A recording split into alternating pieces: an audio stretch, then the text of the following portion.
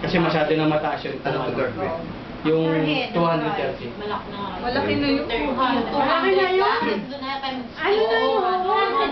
Pre, ba't kaya naman itry yun, no? Sinong kagaya ng wedding ko, kumuha ako ng isang tagaluto, tapos meron siyang mga katulong, tapos yung mga gamit, pwede mo may marenta. Yun nga lang. Sabi may Tapos tingnan natin kung anong mas mura doon. Okay, kaya nga. So, ilabas mo dun sa FB. Ay, birth mo yun. Talagang mas makakamura. Kaya nga, ganun yung mas mura. Uy, naman siya Sakaling magbabae, Mahirap ang hirami. Post ko kagad ko. Sabi ni Bro eh. Gusto niya meron lahat. Kung ano yung ano. Mas mahal na magpapaluto ka at magre-rent ka ng gamit. Dahil mas mabuti. ano. Package na siya. Package lahat. Kaya nga, maglabas Susundan ng ko ganun gagawin ko. maglabas na, sabi mo nga Len, labas mo lang doon, baka yung 180, ito yung pagkain. Ito yung inclusive. Next step, 200.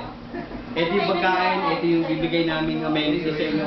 Itong service na bibigay namin sa inyo. 230, ito yung set of menu. Ito yung service na bibigay Hi, namin. Ban. So yung tatlo na yun, at magkakaroon tayo ng ano, Food taste. ng pagpipilian. Hindi, meron Taste pa rin. talaga. Tapos meron talaga. Ang tao nun, ibibigay natin ng Kasi 100. ako eh.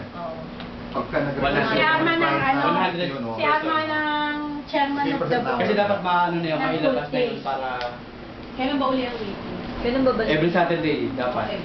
Na classmate. Kailan ba? Maraming trabaho, kaya lang. Send ba natin? Parang Yung quota.